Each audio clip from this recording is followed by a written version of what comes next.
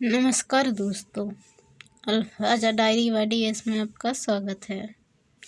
आज की ज्ञानवर्धक कहानी का नाम है मेहनत की कमाई। बहुत समय पहले की बात है कि एक रियासत के राजा पद्मदेव सिंह अत्यंत ही विनम्र, त्यागी, कर्मठ, न्यायप्रिय तथा सच्चे प्रजापालक थे। उनके राज्य के लोग परिश्रमी होने के कारण सुखी, समृद्ध तथा प्रसन्न थे।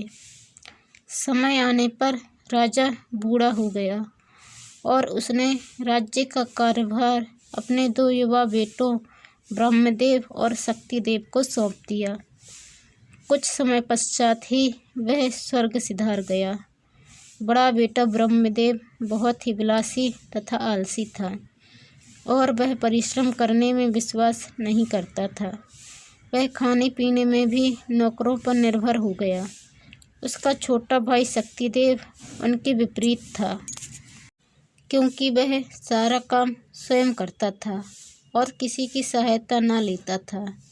बड़ा भाई उसे मजदूर, नौकर, सेवादार आदि नामों से पुकारता तथा उसे अपनी अपार धन दौलत के बल पर विलासपूर्ण जीवन व्यतीत करने की सलाह देता। किंतु वह कहता, आज हमारे पास राज्य है, ऐश्वर्य, लक्ष्मी है, परंतु यह सब ना रहे तब हम क्या करेंगे। उसकी इन बातों पर बड़ा भाई तनिक भी ध्यान नहीं देता था। कुछ समय व्यतीत होने पर राज्य में चारों ओर अराजकता फैलने लगी तथा जनता ने सरकारी आदेशों का पालन करना बंद कर दिया। सभी सभासद भी तंग आ गए और उन्होंने दोनों राजकुमारों से छुटकारा पाने के लिए षड्यंत्र रचकर बगावत कर दी और सेनापति ने राज्य पर अधिकार कर लिया तथा दोनों राजकुमारों को वहां से निकाल दिया। वे भूखे प्यासे इधर उधर भटकते रहे। फिर उन्हें एक पुरानी बात याद आई। सीमा पार नदी के तट पर एक वृद्ध बाबा रहते थे। वे धार्मिक कार्यों तथा निर्धनों की सहायता हेतु उनके पिताजी से चंदा मांग कर लाया करते थे। उस समय दोनों भाई छोटे थे। उनके पिताजी ने मरने से पहले उनसे कहा था कि यदि किसी प्रकार की सलाह या सहायता की जरूरत पड़े तो उसी बाबा से मिलना। वे बड़े दयालु हैं, तुम्हें निराश नहीं करेंगे। ये सब बातें याद करके वे बाबा को ढूंढते हुए नदी के तट पर उनके निवास स्थल पर पहुंच गए। उन्होंने बाबा को सारा वृत्तांत सुनाया और सहायता के लिए अनुरोध किया। बाबा ने उन्हें धीरज देते हुए बताया कि यदि वे उनके कहे अनुसार काम करेंगे तो उन्हें उनका राज्य वापस मिल जाएगा। दोनों भाई प्रसन्न हुए और बाबा की हर बात मानने का वचन दिया। बाबा ने कहा, सर्वप्रथम तो तुम्हें आत्मविश्वास के साथ कठिन परिश्रम करना होगा, क्योंकि परिश्रम ही ऐसी पूंजी है जो असफलता को सफलता में बदल देती है। भाग्य भी परिश्रमी के पक्ष में रहता है। इसलिए तुम एक काम करो कि तट के समीप यह जो खाली भूमि पड़ी है, इसे साफ करके खेत तैयार करो और फसल उगाओ। मेरे पास सभी प्रकार के बीज हैं जो मैं तुम्हें बोने के लिए दूंगा। फिर बाबा ने समीप के गांव से उनके लिए कृषि उपकरणों का प्रबंध भी कर दिया। दोनों भाइयों ने वैसा ही किया तथा दिन रात परिश्रम करके भूमि को समतल बनाकर कृषि योग्य बना दिया। फिर वे बाबा के पास बीज मांगने के लिए गए और कहा, आपके पास कौन कौन से बीज हैं।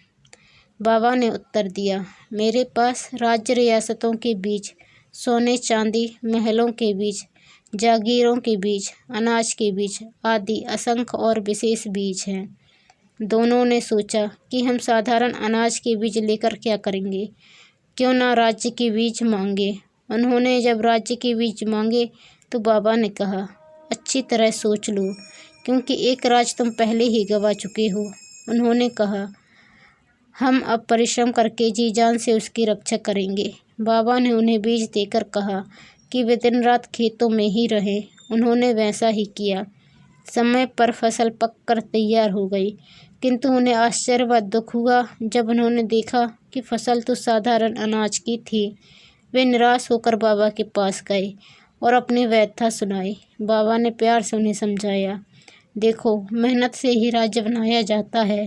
पहले फसल काटो, अपने लिए अनाज रखकर शेष को मंडी में बेच दो। इस प्रकार धन एकत्रित होता जाएगा। फिर सभी साधन जुटाकर सेना संगठित करो और षड्यंत्रकारियों पर आक्रमण कर दो और अपना राज्य पुनः स्थापित करो। अपने पिता की भांति परिश्रम को आदर्श बनाकर राज्य करो। भगवान तुम्हारी सहायता करेंगे।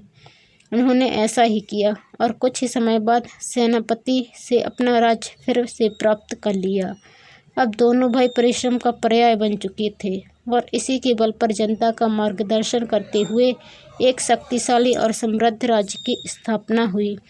अतः जीवन में कठिन परिश्रम ही सभी प्रकार की सफलताओं का एकमात्र उपाय है। मन की शांति और आत्मिक बल प्रदान करने के लिए भी यह महत्वपूर्ण है। दोस्तों, यदि आप चैनल पर नए आए हैं तो प्लीज़ चैनल को सब्सक्राइब कर बेल आइकन को क्लिक कर लें। वीडियो को लाइक और शेयर ज़रूर करें। धन्यवाद।